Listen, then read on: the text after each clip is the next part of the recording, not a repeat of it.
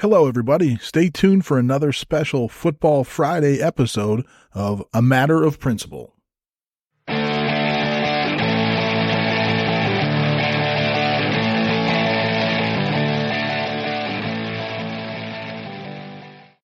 Hello, everyone.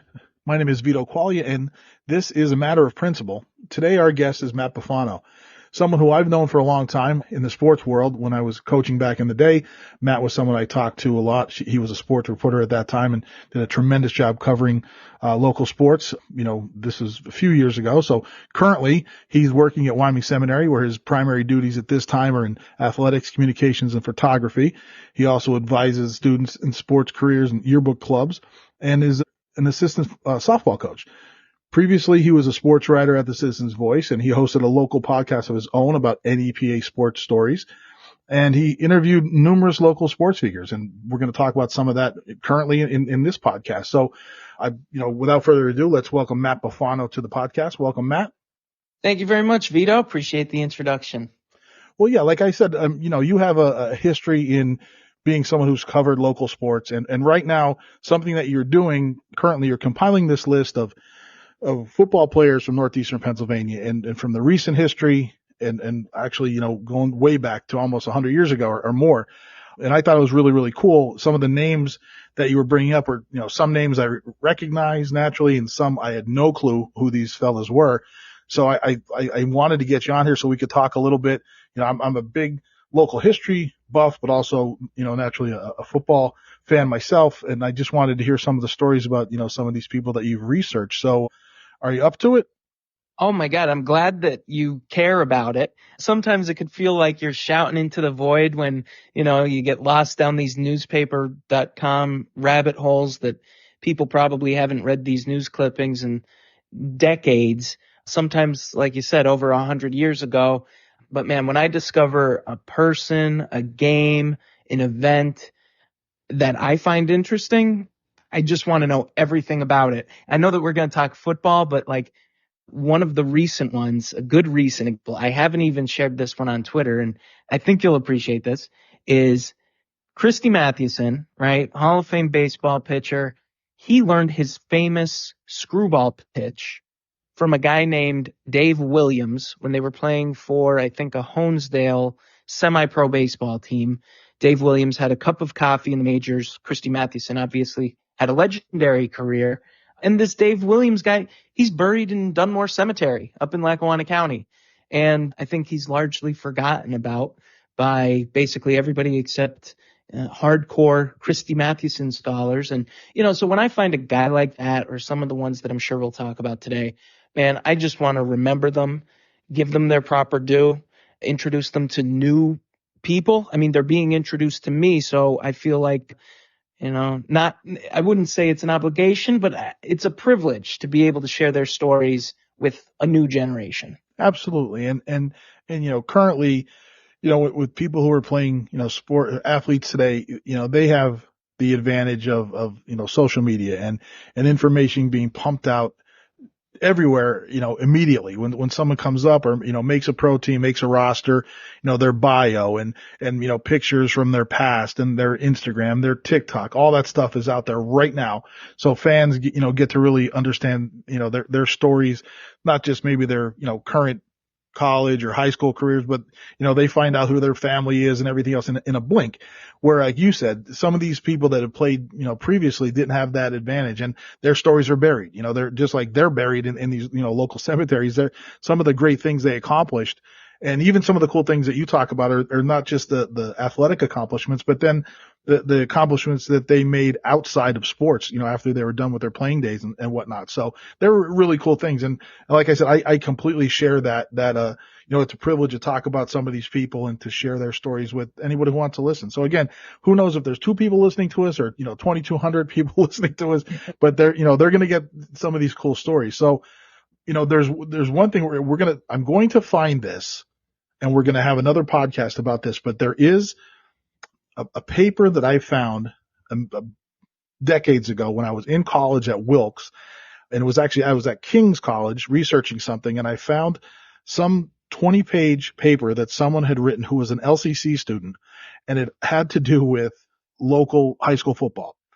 and I took it. It was in the reference section somewhere, and I took it. I photocopied the whole thing, and I have it somewhere in a Manila folder somewhere in my house because I'm a pack rat, and it's probably not labeled correctly. But whoever did this 30 or 40 years ago, talked about all the immense popularity of high school football and NEPA, and how back in the day before all the jointures, you had your Kingston High School and all the other regional high schools, and they, when they would play their Thanksgiving games, 8 to 10,000 people would show up, and the whole story of a lot of the local players that escaped the coal mines by getting involved in sports and things like that. So I will find that, Matthew. I will find that, and we will discuss it. I'll give credit to whoever wrote it. But again, that was something that sparked an interest in me because I was a college kid when I picked that up. And I'm like, wow, there's so much more to these athletes from NEPA that I even know. So that's kind of where all this stuff is coming from. So without me, rambling on forever, let's jump to some of these fellas that you talked about. Now, the first one I'm going to mention is someone who I'd never heard of before I read it on, on your Twitter. And this is, I think it's McKay, George McKay, MCCAA. Am I saying that right, or is it McCaw? How do you say that? Or McCaw, yeah. I've been saying McCaw, MCCAA. Mm-hmm. I don't think anyone's going to correct us. No, probably not. But whatever it is, McKay or McCaw, the important thing is we're remembering him, right? Sure. So tell me a little bit about him and tell the listeners about him. Well, what I think is interesting about him, so he went to Lafayette and he held the NCAA record. He might actually still hold the NCAA record for a 110-yard run from scrimmage in 1909, maybe. 110 yards run from scrimmage. Now the field is only 100 yards. Mm-hmm. That changed in 1912. So I think he still holds that record, whether it's recognized or not. But George McCaw, he was a two-time All-American at Lafayette and very well thought of. He was, I think he was a Wilkes-Barre area graduate. He was a Wilkes-Barre native, I know that, and then he went on to live in Pittsburgh in his later years, but he was an All-American halfback and fullback at Lafayette. And he was basically considered the George Gipp of Lafayette. People know, what George Gipp is to Notre Dame. That is what people thought of him at Lafayette. And he was an All-American, a two-time All-American, and, he does not own the distinction of being the first All-American. We'll probably talk about some of those guys, the original, but certainly one of the premier players of his days. Again, Wilkes-Barre High School, Wilkes-Barre Public Schools, and graduated from Lafayette in 1910. And yeah, just an outstanding football player of his time. And again, we're talking about when you say 1910, you realize, wow, that's more than 100 years ago, that we're talking about these guys and some of the records and some of the stories, that are going to be attributed to them are things that people aren't going to be able to replicate. And the listeners will find out by, the way you explain some of these things. Now, how about, well, here's someone who's, closer to where you work currently at seminary, but Jim Royer. Tell us a little bit about Jim Royer. I love this one because, as you said earlier, I advise a club at Wyoming Seminary called the Sports Careers Club. And sort of the aim of the club, we have a lot of different goals, but one of them is to educate students that sports is big business. And you don't have to be a player. You don't necessarily have to be a coach to live your whole life in sports.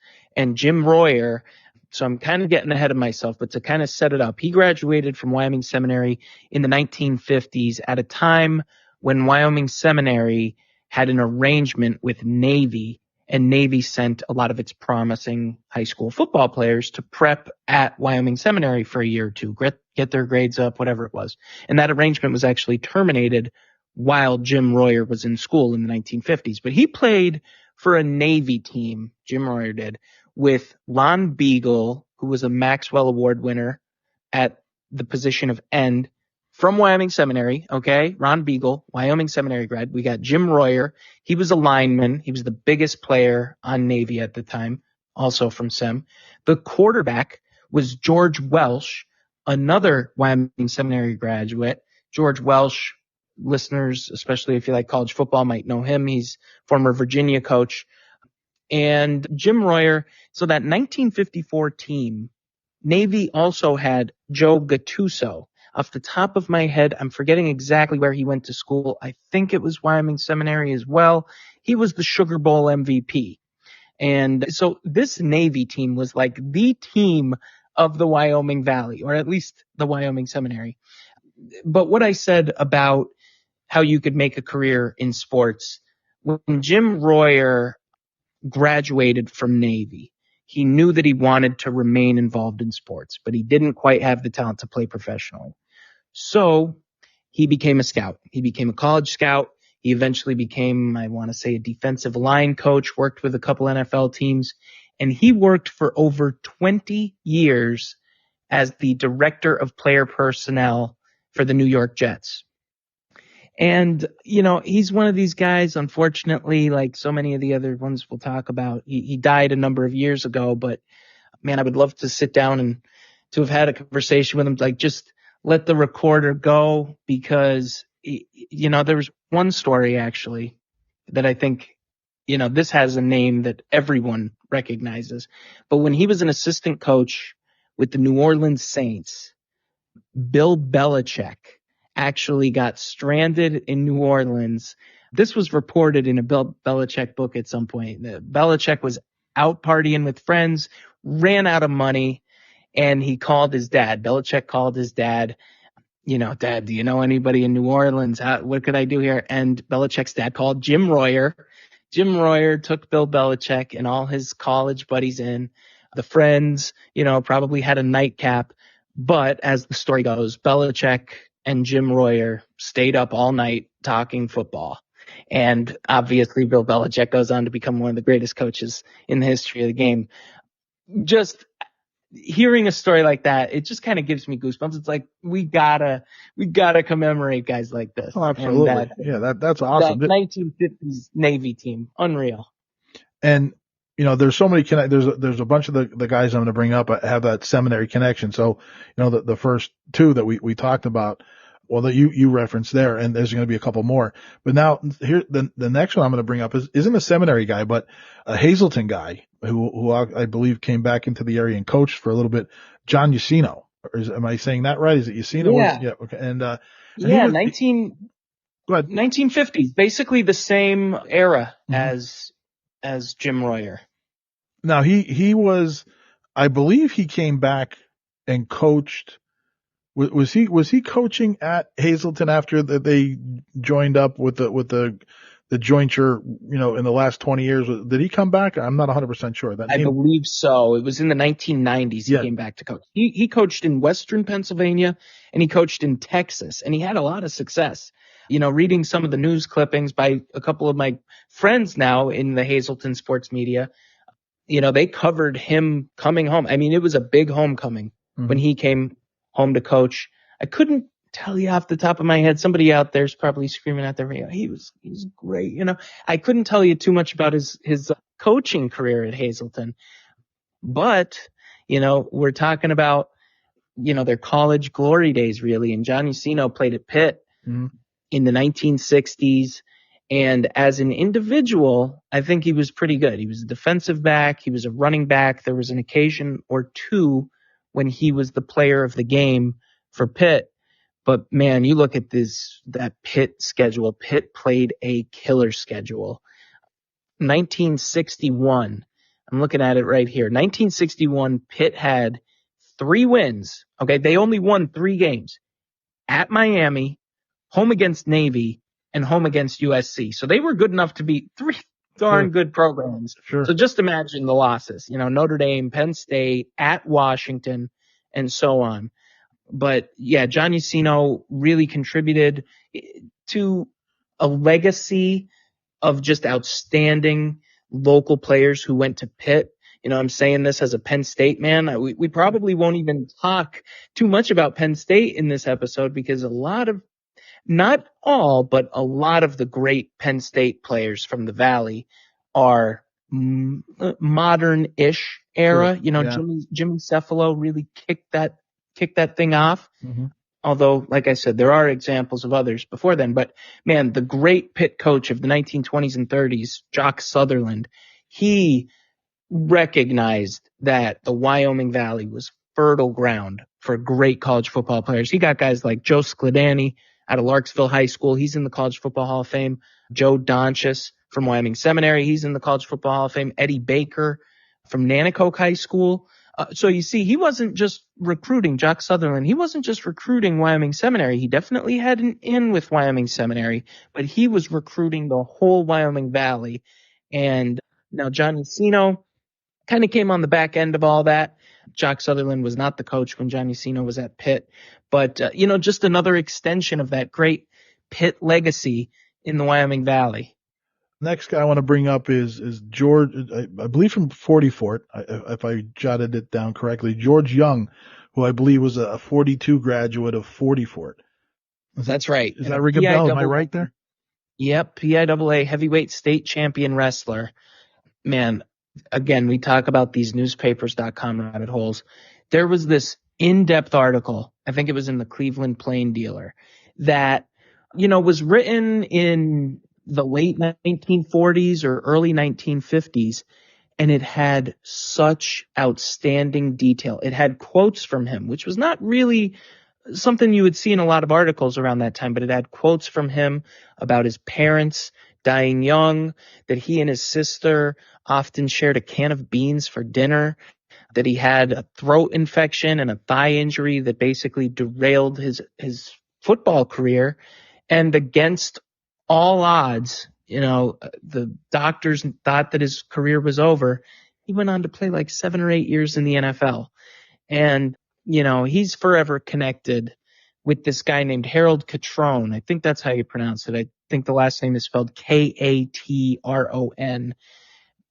And Harold Catron was the University of Georgia letterman from the early 20th century who worked for the Coca-Cola bottling company. He settled down in Wilkes-Barre, and he was, in today's terms, a booster for the University of Georgia. And he helped a lot of great Wyoming Valley guys go to the University of Georgia, including Charlie Trippi, Joe Tereshinski. Those are names that people might know. But George Young, man, what an inspirational story. And let me set the scene for you here, because I thought maybe we'd talk about George Young, so I did a little bit extra research last night. Now, let me set the scene for our listeners here, okay? This is February 27th, 1946. More than 300 people, including the entire 40 Fort High School football team, attends a dinner at the 40 Fort Methodist Church.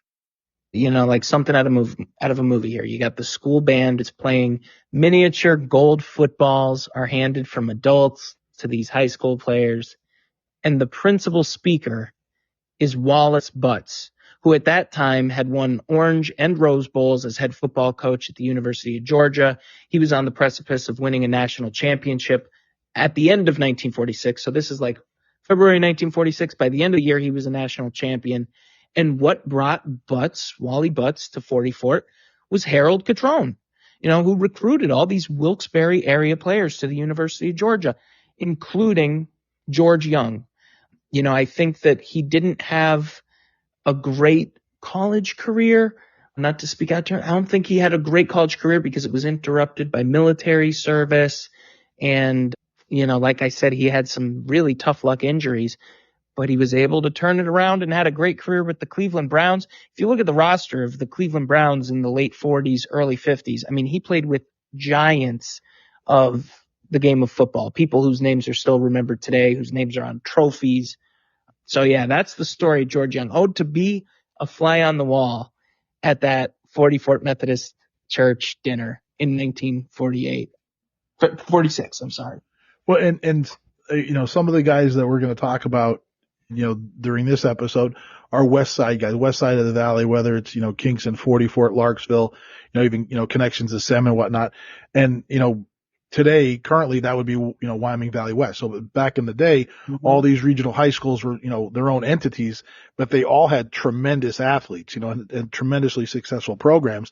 So it's, then when they all kind of joined together, it was always when is Valley West going to be this juggernaut, this massive program, because so many of the individual little schools were so powerful, at the time. And it took a little while for Valley West to kind of get things going, to get everything to mesh together. So, in that vein, somebody from Larksville from the 30s, I think, and forgive me if I say his name wrong, but Joe Van Jura, correct? Is that the correct pronunciation there of Mr. Van Jura's Right. name? Hey, your guess is good as mine. We're just reading these names at this point. But yeah, Joe Van Jura, VAN space JURA. Like you mentioned, Larksville High School, backup center in the 1936-37 when Fordham had the famous 7 blocks of granite. I mean, he played alongside just, again, giants of the game of college football. Ed Franco, Vince Lombardi, Alex Wojciechowicz, I think it's pronounced. I could have that wrong, and they were coached by Jim Crowley, Yep. one of the 4 horsemen of Yep. Notre Dame, who lived much of his adult life in Scranton. Yep. And, we're talking about burials. I always like to reference these. He's buried up in Moscow in Lackawanna County. And what a kind of surreal experience, Vito, when I saw, the eternal resting place of a guy like Jim Crowley. And, he's been dead for obviously quite a while.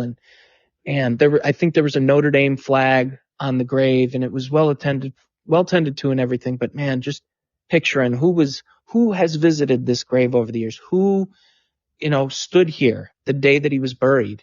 I think that Jim Crowley was the last of the 4 horsemen to survive, so. But anyway, Jim Crowley, I know we're talking about Joe Van Jura, but, really Joe Van Jura's claim to fame in college football was that he was a backup center. So he was not one of the 7 blocks of granite. Maybe at some point there was a nickname for those backups, because if you got 7 blocks of granite and you got like 3 or 4 backups, chips, or I don't know. But Jim Crowley, we're talking about him. His contributions to the game are just staggering. He coached Fordham during its heyday, won a couple bowl games, had Fordham ranked in the top 10 a couple times, and actually helped the Heisman Trophy sculpture come to life. Now, NYU's Ed Smith was the original model, but then the sculptor asked Jim Crowley to revise it and make it look more realistic. So then Crowley and one of his players went out on the field together, and Crowley posed the guy, have your hip here, until they got it just right. And there are photos of this, actually. Like, there are photos of Jim Crowley directing the original sculpture. Well, not the original, the revised sculpture of the Heisman Trophy. And Jim Crowley is certainly celebrated up in Scranton's way. Like, he's not a forgotten about guy. I think there's a park named after him, but I feel like we could never do enough to remind people, to remind the next generation, that these giants came from where we're from. Have some civic pride. This is incredible, in my opinion, and I know you agree with that.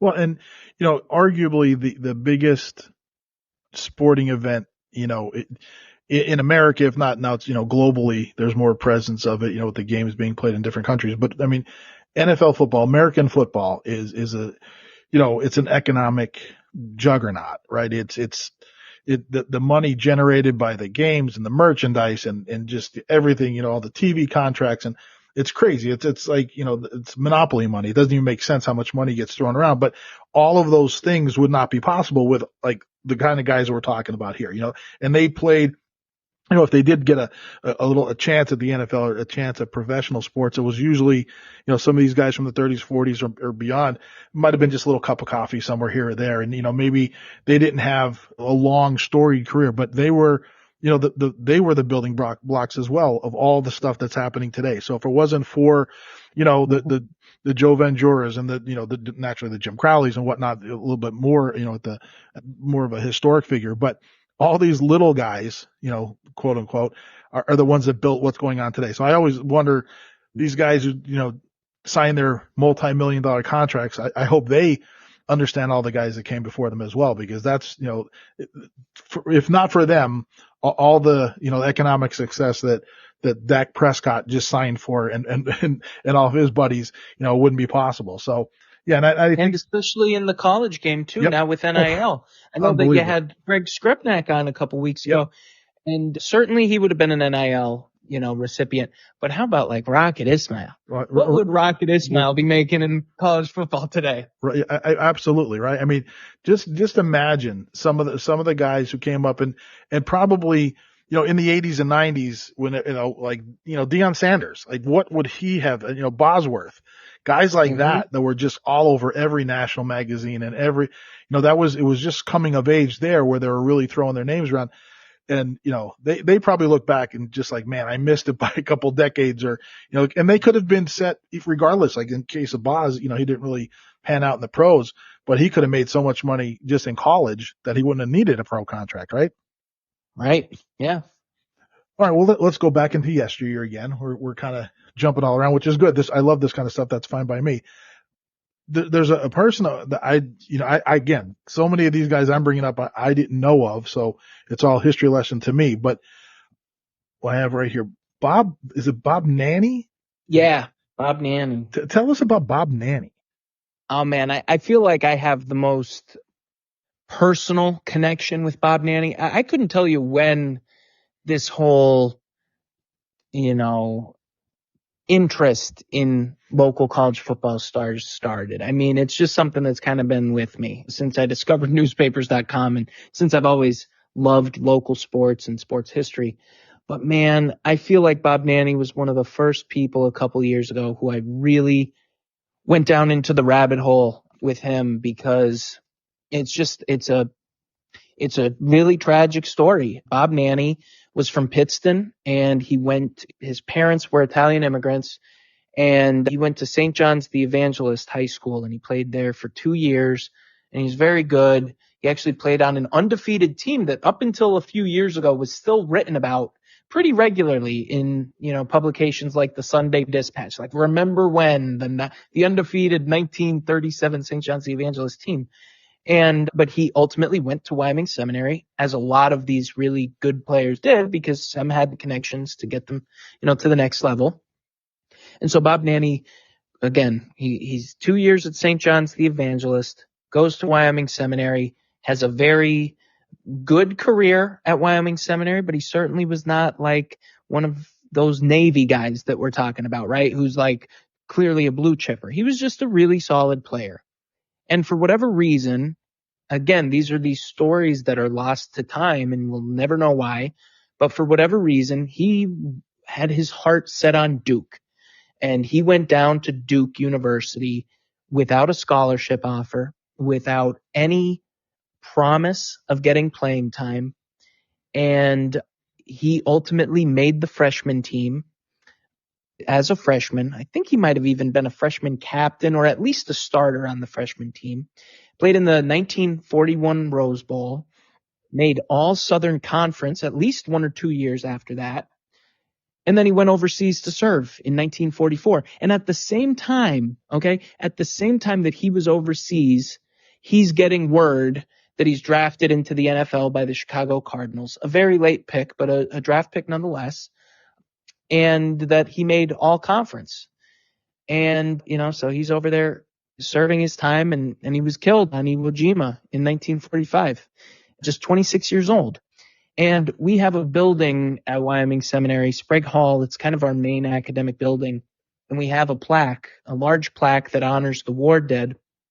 And man, whether you're having the best day or the worst day, I just feel like it's a real opportunity to center yourself and appreciate, the privilege that it is to be, at this school, in this country, have the freedoms that we have. Bob Nanny, man, that is just a story that never, ever goes away for me. Actually, a couple months ago, because I'm on this mission to find out everything I possibly can about Bob Nanny, I tracked down probably his closest next to kin, a guy named Bob Nanny, who was named for him, was a nephew. And it was great to talk to him. We must have talked for a half hour, at least, maybe an hour. And we were just kind of repeating a lot of the same stories back and forth to each other. And I appreciated the heck out of that, because there are not many people that know the stories about him that have been public, that are reported, but nobody really taken the time to read about him. But, you know, he didn't really have additional details. Like there was no lost journal or, a banker's box of old, memoirs or something to help tell his story. So we're left to our imagination remembering him. And one of the things about him too, he had a really nasty temper on the football field. And there was an instance that was reported in the Duke school newspaper where he got penalized for something like 35 yards in a row, like 10-yard penalty, 10-yard penalty, 5-yard penalty, just an onslaught of penalty yards. And he ended up writing a letter to, was it Eddie Cameron? I think it was Eddie Cameron, the coach of Duke at the time. And he wrote this letter that Duke published just a few years ago in remembrance of World War II. A letter where Bob Nanny basically says, hey, coach, I was an idiot back then. I wish I understood what you were trying to teach me. I was too hot-headed and so on. And, he was someone that was really growing and maturing and probably had an amazing life ahead of him. And unfortunately never came to pass. So, that's, man, just a story that really sticks with me. Well, and I think, that's hitting on something I'd like to do in a future episode with you is talk about, a collection of guys, of athletes who, had their careers cut short by serving, overseas, especially during World War II. I think as we get older and time passes, so many of those fellows from that greatest generation are all gone. I don't know how many, there has to be a minuscule number of fellas that are still even around that served at that time. But, we could do our part to make sure that no one, forgets them because again, he's a classic tale of, what could have happened. You have a great athlete that goes over, pays the ultimate sacrifice in serving and giving up his life. But, if he did survive and come back, what could have been. And so many of the guys who did, serve and did come back and, talk about Ted Williams in baseball and different fellas all over the place. But yeah, that would be cool if and I know you probably have a list of those guys just sitting there waiting to talk about just, people that were from the Valley, that served and didn't get a chance to fulfill their athletic dreams. But we could talk about that. I think that'd be really cool. That would be, yeah. Another fella, I think this is another, I was writing all the stuff down and I didn't realize there were so many Wyoming Seminary people that I was putting, which is good for you because you probably do know a lot about them. But what could you tell us about, I think it's Gutendorf. Is it Vince Gutendorf? Oh, Vince Gutendorf. Yes. Yeah, Vince Gutendorf. Well, you know what? Very funny. I mentioned earlier that Jim Royer was someone who I talked to my students about today. I talked to them also about Vince Gutendorf. He was at Wyoming Seminary. I don't have the notes in front of me, so I'm going to say a 1939 graduate of SEM. And he went on to Columbia. I believe he played quarterback at Columbia. And this was back when Ivy League football was a big deal. And then he came back to Northeastern Pennsylvania. He was from Wilkes-Barre. He came back to Northeastern Pennsylvania and he was like the PR director of sorts for most of the professional major and minor league sports teams that we had in Northeastern Pennsylvania from the 40s through the 60s. There's pictures of him with like Joe DiMaggio when DiMaggio was coming through Scranton and he was feted at all these great events. And yeah, Vince Gutendorf, that's a good one. Now you mentioned at the beginning, and I didn't jump on it. I should have jumped on it when you mentioned it, but you talked about, I think, someone who was one of the original All-Americans or I don't know if you had the name or not. I wanted to circle back to that. Was there somebody there or was that not a name that we didn't mention yet? Oh yeah. Alfred E. Bull, Al Bull. He's another one who, so he played in the 19th century. So if you've never heard of Al Bull, you're forgiven, certainly. However, man, if one person comes away from this interview, talking about Al Bull to their friends and saying that Al Bull is one of the greatest players, how have you never heard of Al Bull? Then my job here is done. But yeah, Al Bull was born in Wilkes-Barre, attended Wyoming Seminary. And like you said, this is not like Wyoming Seminary PR. It's just that Wyoming Seminary was that good at football Yep. back in these early days. Yep. So Al Bull, he was a consensus All-American center in 1895. And here's the cool twist to that story, right? Is that he was an All-American with Charles Gelbert, who was from Hawley and attended Scranton Public Schools. Now, keep in mind, this is the important thing to remember here. The sport only had 2 selectors and 11 spots total for All-Americans in 1895. So it's not like today where you have Phil Steele, Lindy's, Athlon, Sporting News, ESPN, Associated Press. No, you had 2 selectors for All-America, and they didn't pick offense and defense. They just picked the 11 best players. And Al Bull was on there, and Charles Gelbert was on there. So 2 of the 11 best players in all of college football were from northeastern Pennsylvania in the 1890s. But that UPenn team in 1895, if you looked up the scores of those games, you would think that it is the greatest team in the history of college football. You know, they went 14-0, outscored opponents, man, a ridiculous margin. They only gave up 24 points all year. 14 of them were against Harvard. And, you know, they played 9 games in 4 weeks. You know, this is just how you played football back in the 1890s. 9 games in 4 weeks. And then Bull went on to coach a few teams, including Iowa in 1896. So again, he made All-America, 1895, college playing career ended, and then immediately was coaching Iowa. Like, yeah, Big Ten Iowa. And, you know, talking again about Al Bull, and so he's so great. You know, it's a shame he's not in the College Football Hall of Fame.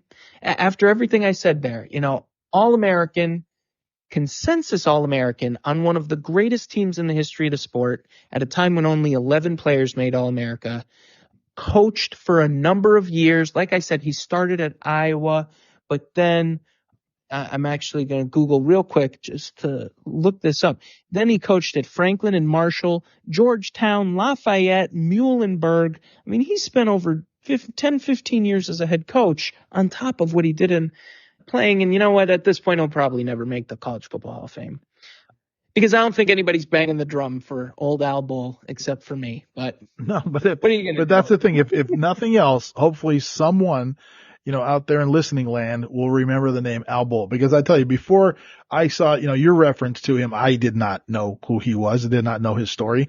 You know, and honestly, I think I knew one name of the 10 or so fellas that we mentioned, you know, during this episode so far. So, and for me, it's fun. And like I said, what I'm trying to set up with this is hopefully a series of episodes with you, Matt, where we kind of delve into, you know, maybe 10 or so guys at a clip and, you know, and tell their stories. Cause I think this is really, really cool. And it's fun for me. And like I said, it's my podcast. So I'm having you on. So that's a good thing. But one thing I'm going to make a left turn before we wrap up and talk about, you know, you brought up baseball at the beginning. I'll bring up basketball. Something I want you to do. I did a little research on it, but my grandfather, by the name of John Burns, played in the 30s, 20s or 30s actually, in Wilkes-Barre. St. Mary's was a basketball team that played or was supposed to play in Chicago. They were like a powerhouse Catholic school basketball team back in the day, and we traveled out, you know, to the Midwest to play some other in some tournament of other Catholic high schools. So, and I think I found a couple articles. I think it was newspaper.com, you know, in reference to that team, but they were a well-known, you know, really, and again, at the time, you know, it was a different kind of game, and, you know, they weren't scoring 100 points and all that stuff, and probably the tallest guy might have been 6'2". You know, it was definitely a different game, you know, back in the 20s and 30s. But I want to try to find some information on that team because I do know it's a local team from the Valley that was nationally regarded, and, you know, I think either went out to play in the national championship tournament.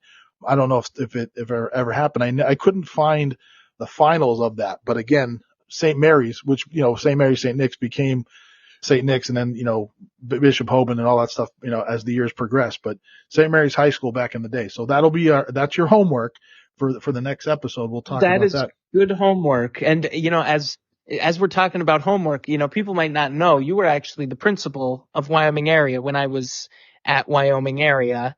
I'm a proud warrior. And some of my students got a kick out of that, that I'm being interviewed by my former high school principal. This is fun. Full circle moment. Yes, the circle of life. It just makes me very old. Makes me feel even older, Matt. Thanks for that. I appreciate that. But no, it is, and it's, again, when you get to be around, the cool thing about being around for as long as I have is you get an opportunity to kind of build this network of friends and colleagues and former people they worked with, or had in your school as a principal, or sports reporters you talked to when you're a coach, things like that. And you can call on them and kind of, talk about things like this, which, this is exactly why I set this whole podcast up, to talk about, school sports and leadership and all the stories interconnected, in and around NEPA. And I'm having a blast doing it. And all the guests so far have been, so much fun. You're going to be a recurring guest on this show because there's going to be so many cool things we get to talk about. So I am going to wrap it up because I wanted to hit about 10 guys, and we did. I think we hit a little bit more. And I don't want to make this a 2-hour podcast. I want to make it something that people can digest and leave them wishing for more. So we will have more with Matt Bufano. And again, it will be talking about not just football players, some of the greats from the past, but we're going to branch out into some other sports as well and celebrate some of the athletes from Northeastern Pennsylvania, because, the last thing that neither one of us want to see is their stories be forgotten. So we're going to do our best to celebrate and highlight. And Matt, I thank you so much for coming on and giving us an opportunity to chat. It's been a lot of fun. I agree. I thank you for the platform to talk about some of these stories. Anytime I get to, give these guys, like we said earlier, their proper due and remembrance, man, that's a good day. Absolutely. Well, thank you again.